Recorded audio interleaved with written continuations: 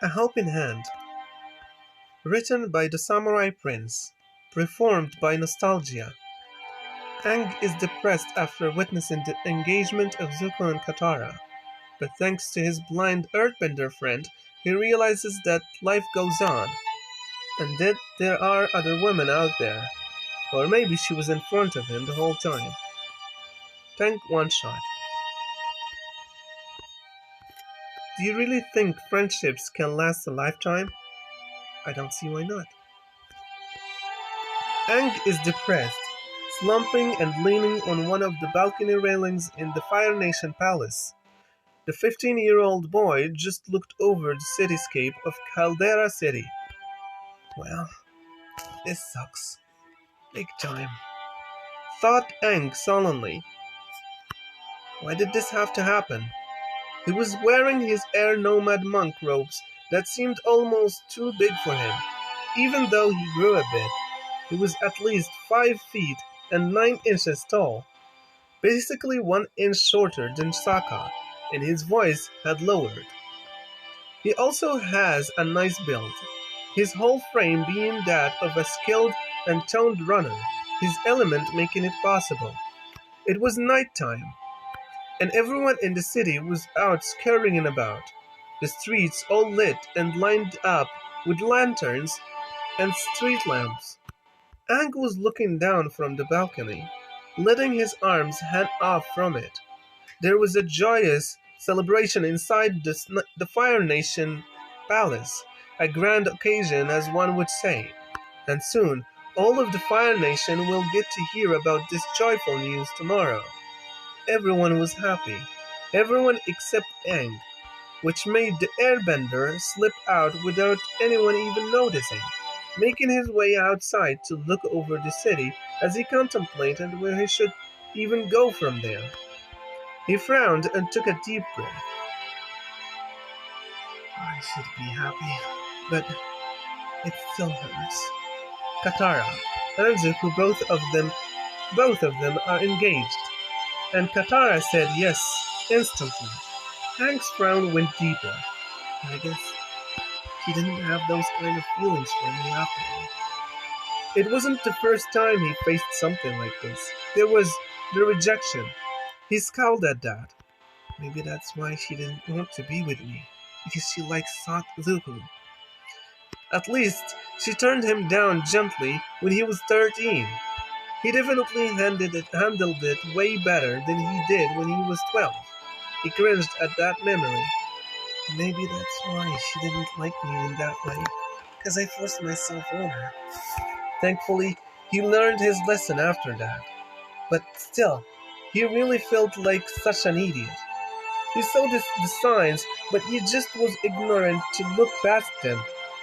How Katara and Zuko would still steal glances, give each other compliments, the way they looked at each other. Aang thought he at least had a chance. Just grow up and mature, and when the time was right, ask Katara if they could try again. But fate decided to just throw reality at him, and it was laughing its butt off right now as it hit him square in the face like a custard pie. And it seemed Zuko liked Katara that way as well. He waited until the time was right when she reached marrying age, that being 16, and planned this whole thing, disguising the party as a get-together celebration of the declaration of peace among nations that they finally finalized after so long.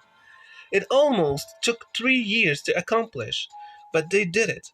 And to be fair, it was a get-together for all of them, even inviting Zuko's and Katara's relatives. Again, he should have taken this as a hint, as well as inviting all of their friends. And to put salt on the wound, it was a month after his birthday they decided to be engaged. He thought he would be old and mature enough to approach her on the subject while they were in the palace enjoying the party. When that time was right. Of course, he was nervous about it, wondering if she'll reject him again. So he never actually properly approached her. Then this happened. Yeah, now Katara and Zuko are engaged, and everyone in the world will know soon enough. Sokka was patting Zuko on the back. Suki was giving hugs to them. Hakado, Hakoda, their father, and Kana was all supportive. And Ursa, Zuko's mother, was so thrilled. And Ira was just so happy, joyfully saying those three words. It's about time. Heck, even Azula. Azula, who overcame her mental trauma after 3 years, was there at the party and was happy for them. It was just too much, and he had to just not run, but just slip away to think. He shouldn't be selfish. He really shouldn't. He had a feeling Guru Pathik projected this somehow. He wondered if he was still alive actually. Probably. I would really need his advice right now, or heck, anyone's advice, really. Aang sighed, but they're probably saying their good congrats on Katara and Zuko. It was then he heard footsteps. They sounded like naked footsteps. He only knows who they belong to. Hey, Tough. Aang said sullenly. Wow, you're getting good at that, Twinkles. He hummed.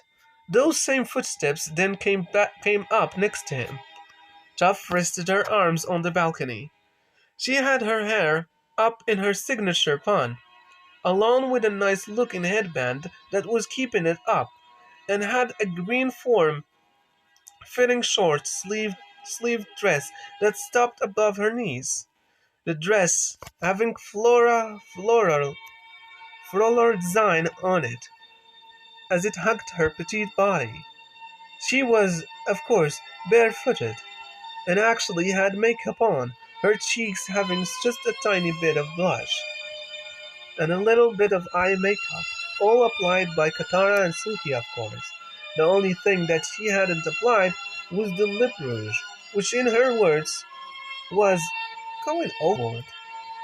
The blind earthbender will be 15 next month, which despite her age and short stature of 5 feet and 4 inches, she looked to have some lithe curves on her. Her arms were a little well toned, with some feminine muscle on them, as she'd been doing earthbending practically forever. Her bare legs were also toned, and have a lovely shape to them.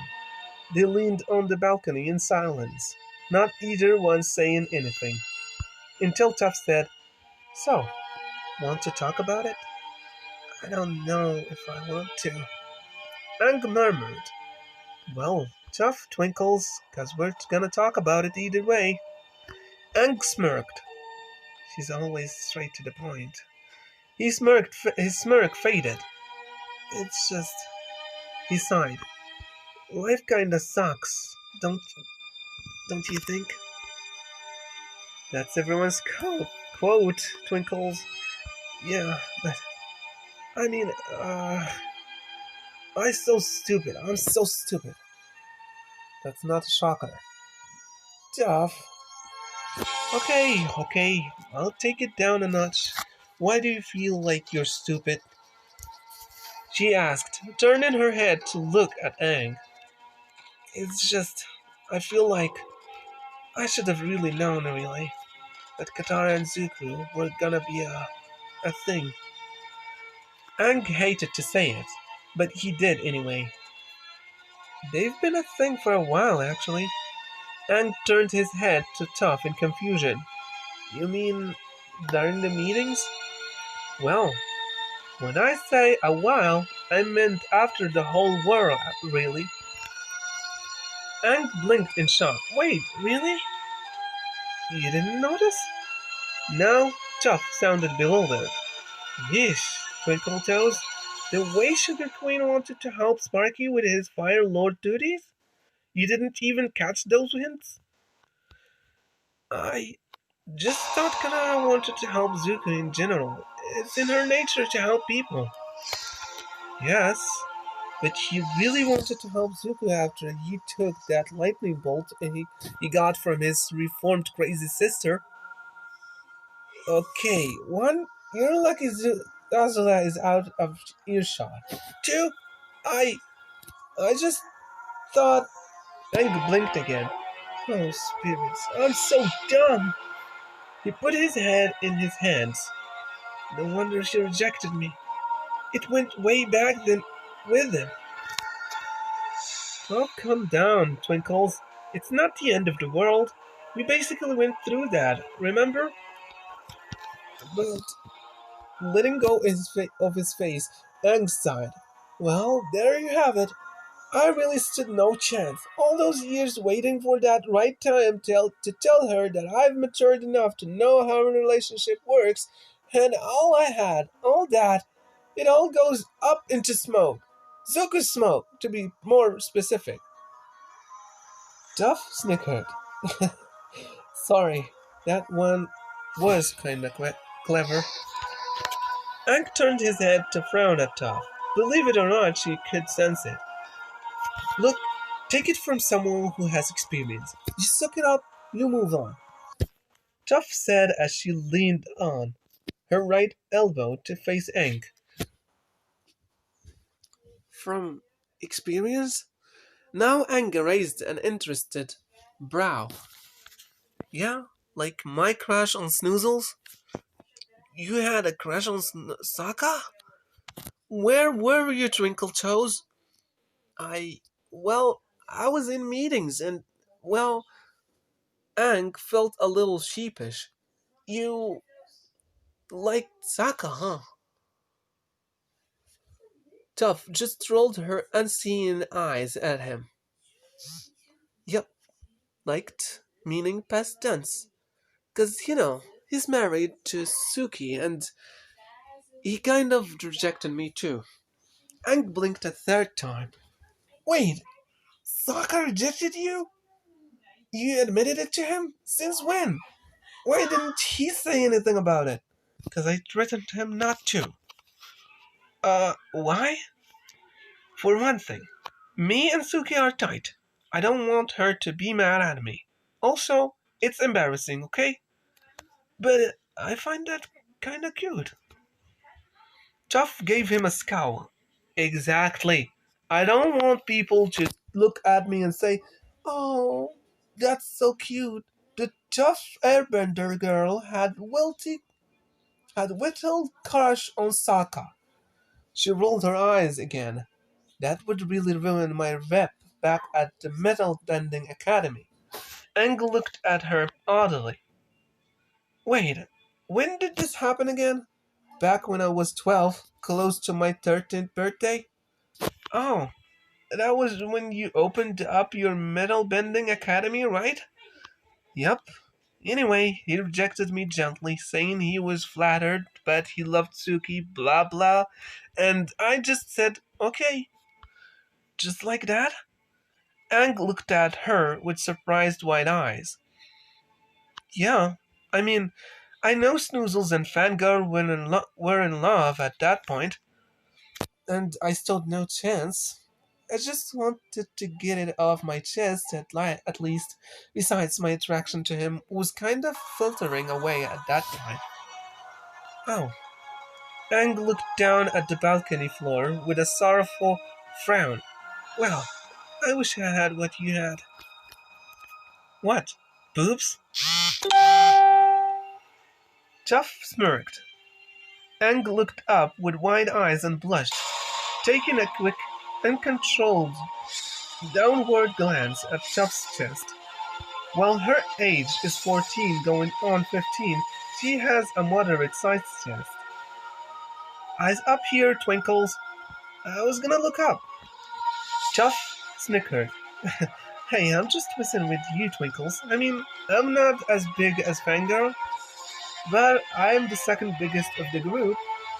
Hank just blinked again.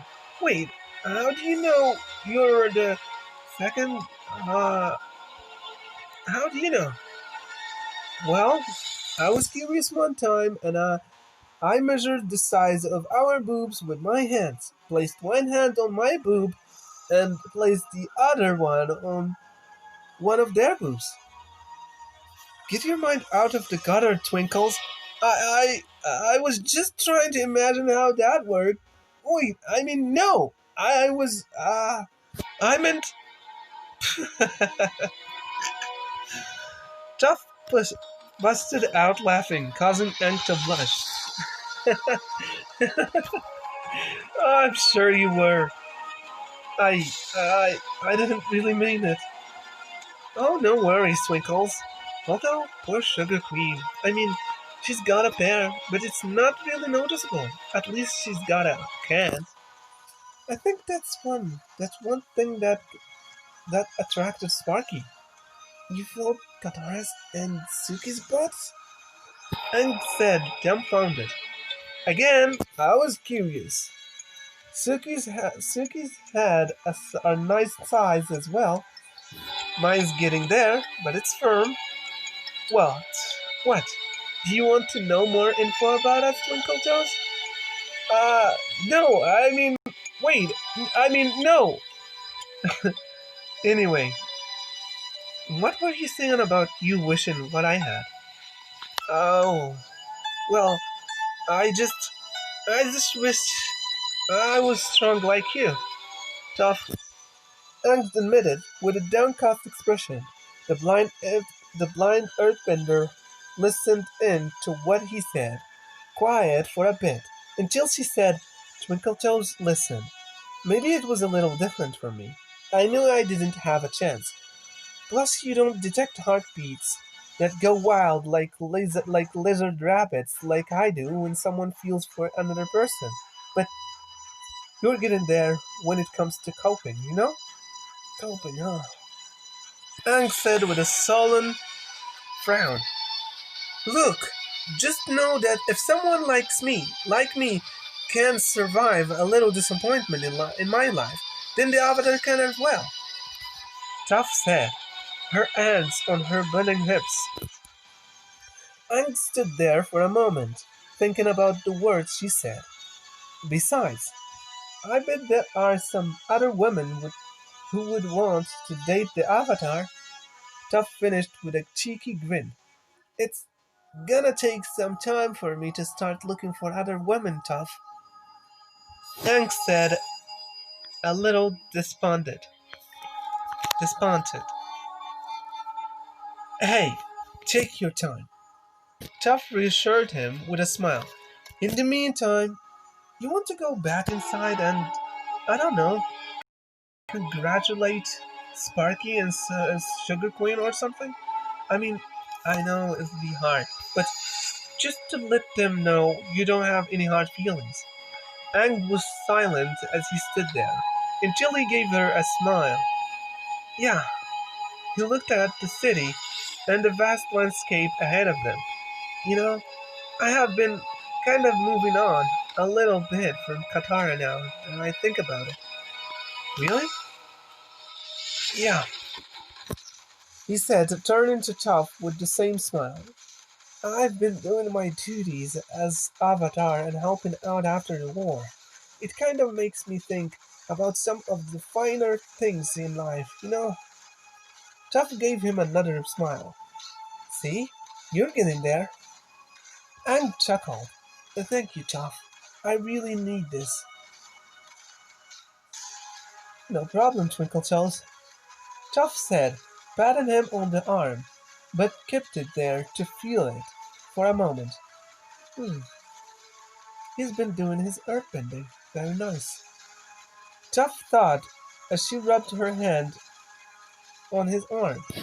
Uh, Tuff? Came Aang's confused and nervous comment. Oh, sorry. Tuff let go of his arm. Just seeing if you've kept your promise. Practicing earthbending. Aang smiled at that. Oh, you noticed? Yeah, you're really getting there. I mean, you're not like a bodybuilder or anything, but you got some nice muscle. Aang grinned. Thanks. I'll take that any other day. Tough chuckled. No prob. Okay, let's go inside. I think they're about to toast the newly engaged couple. Ang thought about it, but he looked at a tough smile and couldn't help but smile back. You know what? Yeah, let's toast the new couple. From hearing his voice, Tuff felt that like Ang might have moved on already. But just to make sure he is, she says, "Don't worry, Twinkles. Don't worry, Twinkles. Maybe hard. Maybe it might be hard at first, but it's part of growing up. Just know that you have friends who love you, and you'll find someone that's totally right for you someday." Ang smiled warmly. "I know. Thank you again, Tuff. I really appreciate you cheering me up." "Yeah, you'll be fine." And so, the two teens walked back into the palace to commemorate Katara and Zuko's engagement. As they were walking, Aang glanced back at Tuff to focus on her face. "She really looks nice tonight," Aang murmured to himself with a smile, out loud. To a girl who has really good hearing because she's blind, that's making her ears a bit more sensitive. Who's walking right next to him? It was then he and Tuff paused in their walking as the young airbender realized what he just said. Eyes widened with shock. Aang uttered, uh. Tuff stood there frozen. Seeing how she stopped almost instantly, Aang started to get nervous and backtracked what he said. "I mean, I'm just complimenting how pretty you are." He blinked. I mean, wait. I mean, yes, you are. Wait. I mean, you weren't supposed to, hear, well, I, actually, that silence. "What?" said Tuff, sounding like she's expecting something else. Aang blinked. "Huh? Well, what do you mean?" Tuff said in what sounded like an almost shy tone. Aang looked at Tuff and just stared at her, looking at her stance. As she was holding onto her arm, head looking downward, as she held an expression of unsureness, she was also shuffling her feet a bit. Aang realized that Tuff really is an attractive, fun, and great girl. A girl that he likes. Whoa, I mean what I said. Tuff raised her head up at him, her mouth partly open. Aang smiled. "You really look nice, Tuff. Beautiful even. Beautiful like the green grass on earth." Now Tuff blushed. His smile turned bigger. "You know what, Tuff? You're right. Life is about growing up, and I think I'm ready to take the next step." Aang then reached out for her hand and held on onto it, causing Tuff to blush even further. "Come on, let's go celebrate," Aang said with a warm smile. Tuff just stood there, a little dumbfounded. Okay." Chuckling, he led Tuff to where the party was being held, their hands holding as they walked. Aang had a big smile on his face, while Tuff looked like she was a little bit in shock. But it turned into a sweet smile as she blushed, enjoying the warmth of his hand. "I can get used to this." She squeezed his hand, and he squeezed back. And you know what to do. Read and review, or fave and follow, or just anything really. Keep on rocking, everybody. That was the end of the story. Thank you for listening, and thank you for liking my video. I hope you go to this link over here, and you can like the video.